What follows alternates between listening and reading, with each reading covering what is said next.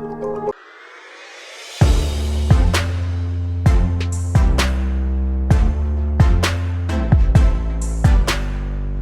everyone, welcome back to the channel. Today I'm in a place that I'm excited to bring to you guys. It's a place that they do so much. I mean, you guys can see from behind me here what the place is.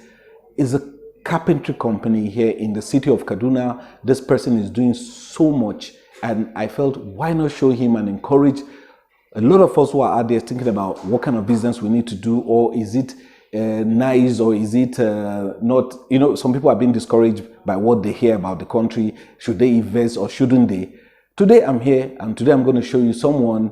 Let's go in so that he can introduce himself.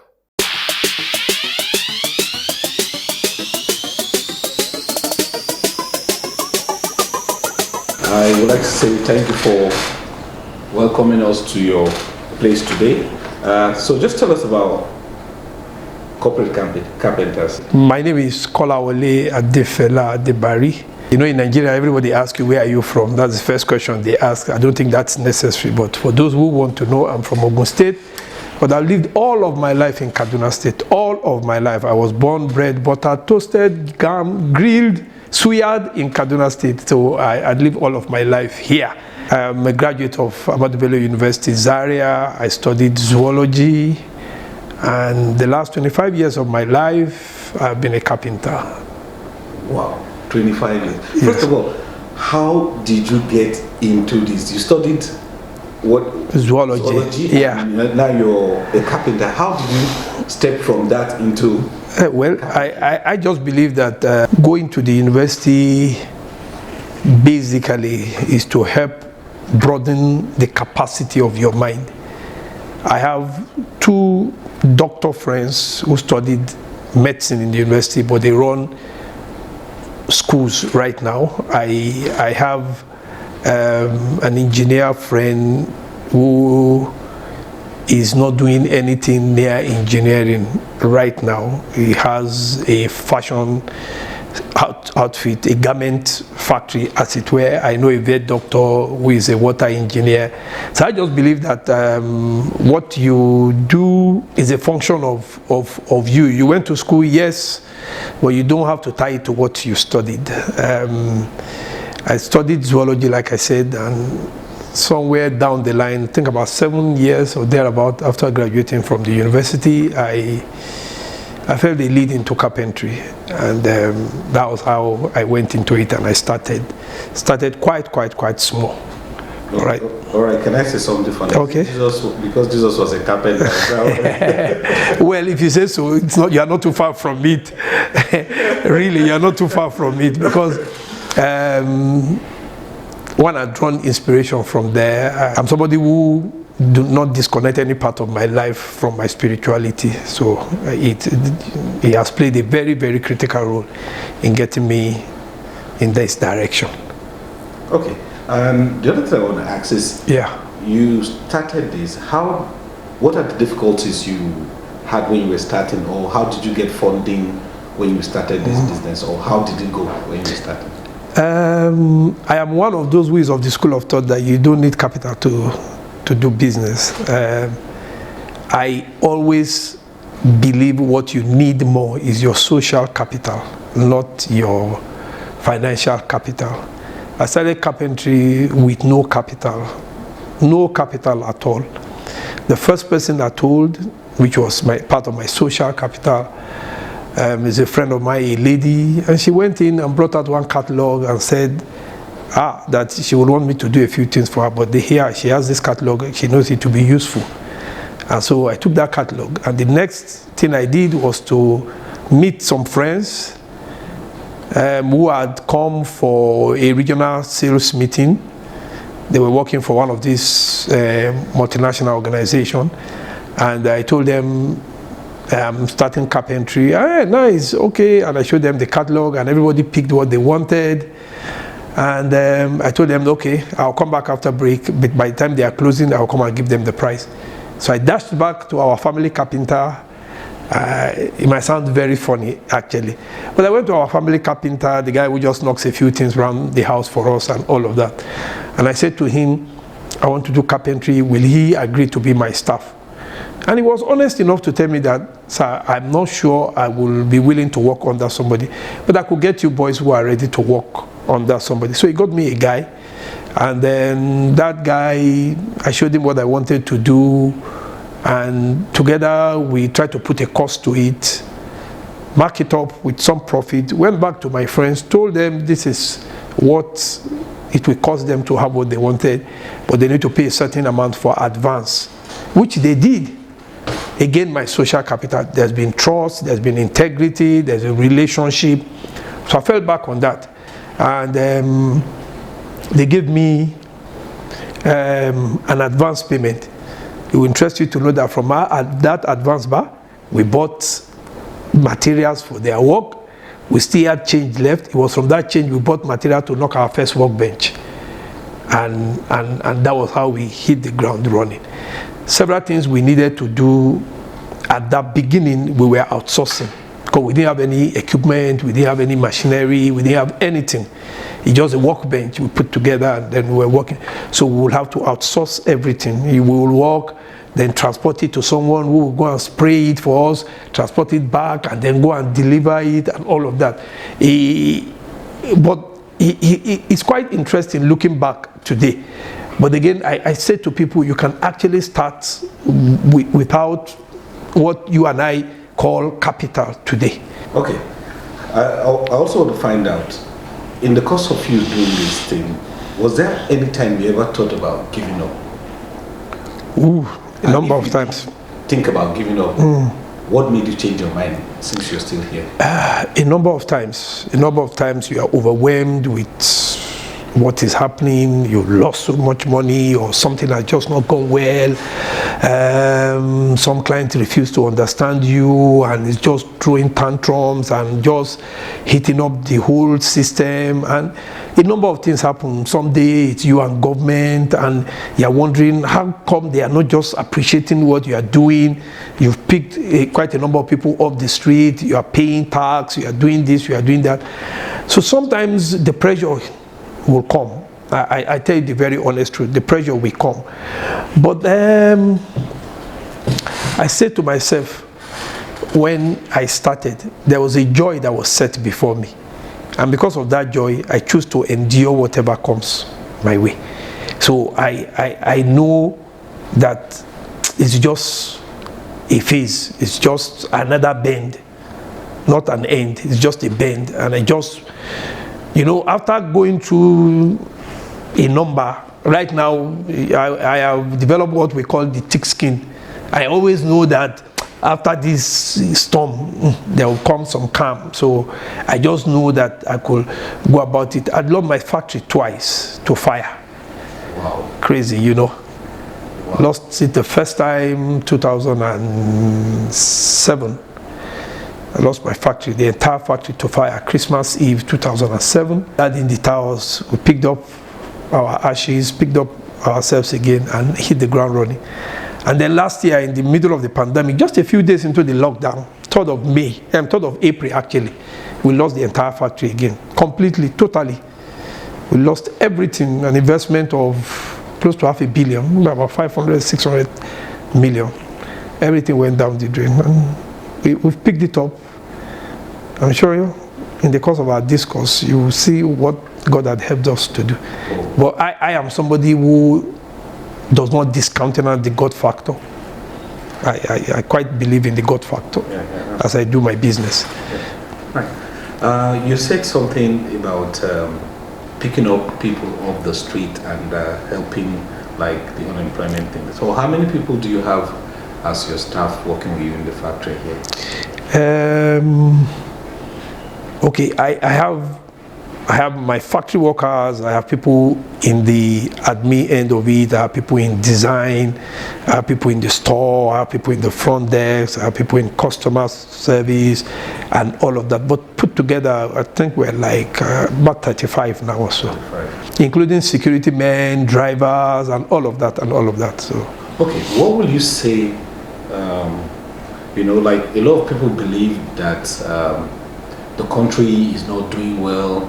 Younger people are trying to run out of the country. They're trying to do that. And What still, when you talk about the north, because we're in Kaduna here, a lot of people believe that things are not working in the north. What will you say to that? Honestly, I have learned not to focus too much on what government is doing or what government is not doing. If you do that, honestly, you won't do anything. You know, there's this saying that the man who watches the rain will not sow corn. I refuse to, because I know they are not doing anything. I know there's a lot more they can do. It's not about just money. It's a lot of policies, a lot of creating a level playing ground. It's not just about giving people money. I'm not quick to doing all this, give people money, but set up opportunities for people. Let your policies reflect such that we encourage people. For instance, if government tells us that no government office, not one, must buy imported furniture, for instance, you place a ban on importation of furniture, but one way or the other it still comes in. I don't want to get myself involved in all of that. But if government says, listen, none of our agencies will use imported furniture, it must be proven that this furniture is produced here in not assembled, produced from scratch. From start to finish, we have enough furniture factory or furniture companies in Nigeria. I'm saying furniture because that's my turf. But we have enough in this country. Now, if government should come up with industrial parks, build industrial parks, for instance, Kaduna, the furniture industry in Kaduna, let me use Kaduna as a case study. The furniture industry in Kaduna is quite developed, quite developed. Now, government could come up with an industrial park. The man who is producing foam, the man who is producing all those other things that we use, because quite a number of these things are even produced locally. They are all in that park. That's what China does, and that's why they are able to drop price. In a town, you hear that this town is a furniture town. Everything about furniture, from fabric to foam to accessories to screws to nail to everything, is produced around there. So cost of purchase, cost of production is low. Cost of buying it for we that use it is very low, because we have cut off that. They are not producing in Kaduna and I'm in Lagos or in Maiduguri. They will transport it to me. That cost have been removed, and that's why at the end of the day they're able to sell at some relatively better price than we are able to sell. Now, if you have industrial parks like that, and you say, okay, this is a furniture industrial park, everything furniture is around there. Now, it's easy for me not to look for money to buy all the machines, because somebody within the park has that other machine I'm looking for. I can outsource with him within the park. I can outsource with him. Now, government can go to China and say, listen, guys, give us 5 guys who are very good at sofa production, and then you gather all the people producing sofa in the park and put them through a 2 weeks training, just exposing them to new ways of achieving stuff. You have transferred massive capacity. Our people are doing extremely very well, particularly in this town. They are doing extremely very well when it comes to furniture. But you know, all of this I've said now, it doesn't involve money. We have Nigerian-China trade relationship. We have embassy, the Chinese embassy here. They will jolly well want to do all of that for. It doesn't involve money. If government builds the park, people will pay for the park. They've negotiated with Kaduna Electric that, hey, give us dedicated power for these people. People will pay. If you tell me you will give me power and I'm going to pay a premium, I will pay. Instead of having to run a generator, having to buy diesel, having to maintain the generator, the day is not working, I've shut down production, I can't meet my deadline. But if I'm sure I'm paying a little above normal, but I'm sure I'll get power, it will have helped me. So all of these I've said now, I'm not saying government should gather some people and be giving them market money, trader money, all those things. As far as I'm concerned, those are political scams. I'm sorry, with all due respect to everybody behind it, those are political scams. If we want to do the real thing, then I think we should look at policies, we should look at better strategies of helping entrepreneurs do well. You could go to Niger. They don't produce furniture in Niger. I've been to Niger.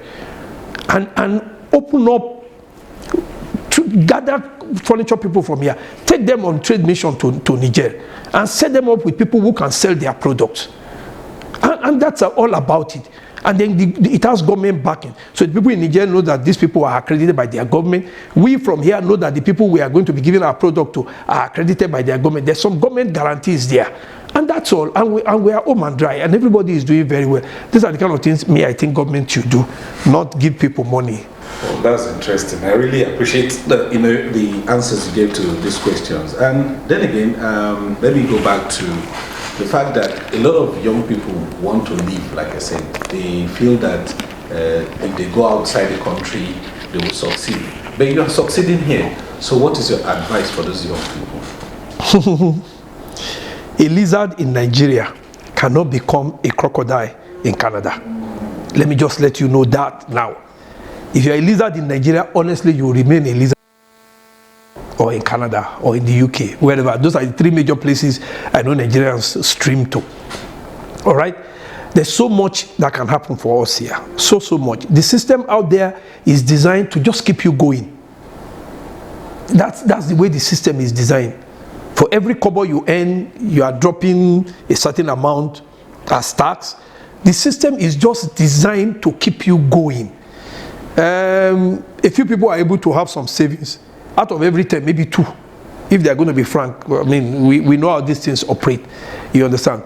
So if you can, I know, yes, we have issues with our systems, a lot of frustration here and there, a lot of things that you will expect ordinarily, I mean, should be. That is not. But then, you are better off in this country. Home is home. All right, thank you very much for answering these questions. So we'll just take a walk to your factory and see the things that we can find there. Right. Show the people who are watching this the great things you're doing in this city. Very well. All right. All right, thank you. So let me just ask, was this how it was before the fire incident? No. No, okay. No, this wasn't what. So we just seized the opportunity again to do it a lot better. Okay. Put in a lot more facility. We have the production manager's office upstairs. Okay, yes, within the factory building. We have a store there, and then we have finished goods store. We have raw material store, all inclusive now. Then we have convenience for staff. Okay, within. Wow. So they don't need to go. It's all within the factory building. Okay. So that's what, and right now a truck can actually drive in and offload your materials. Yes, our materials. So they don't can also load materials. Yes, you can also load materials. These are raw material factory. This is our bulky raw material factory. You could see all of this. Yeah. This is our raw material, our board that we use. We have them in different colors, different types. Okay. These are MDF, right? Yes, these are MDF because the project we are using it for.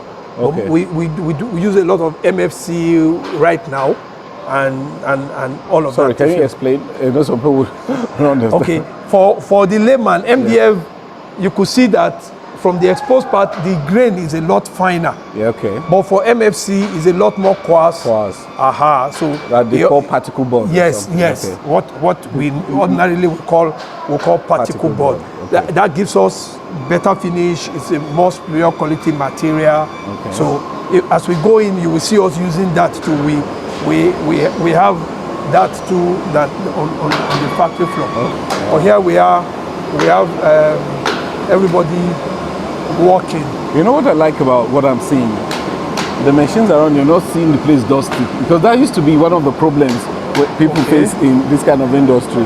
Dust, when you're using yes, one of the basic requirements if you are running a modular factory like this is that you must have a dust extractor. Okay. So we have a dust extractor. Okay. We have a 4-bag dust extractor.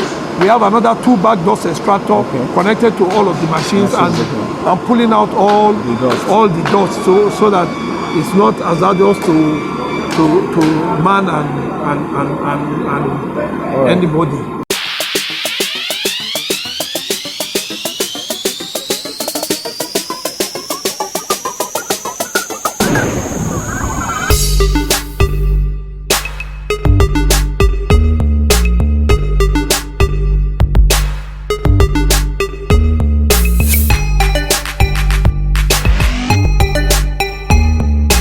we call it our flagship machine for now. Flagship? Yes. What is that? Is a combined edge binder. Oh. It's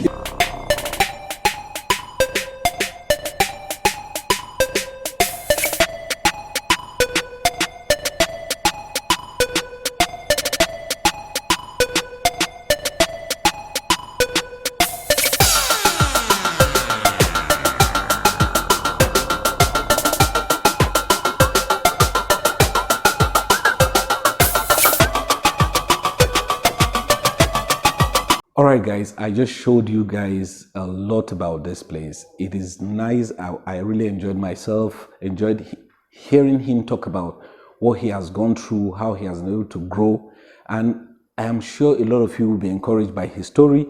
So guys, if this is the first time you're seeing my video, please hit the subscribe button. It's just there underneath. Hit the bell icon that pops up so they get notified anytime I put out a video. And also I'll put the link of this friend of mine, his detailed down in the description. If you want to reach out to him, you just can reach out straight to him. And then again, if you're a returning subscriber, when I may say returning, you've been watching my videos, you've not subscribed, please hit the subscribe button. A bell icon also pops up. Strike that too so that you get notified anytime I put out a video. And you can follow me on Instagram, Bigwillz Photography or Bigwillz Picture Days, any one of them. Follow me. It will be nice to have you guys there too. Thank you for watching today's video. See you guys in the very next one. Ciao. Subscribe, like, share, comment. See you in the next one.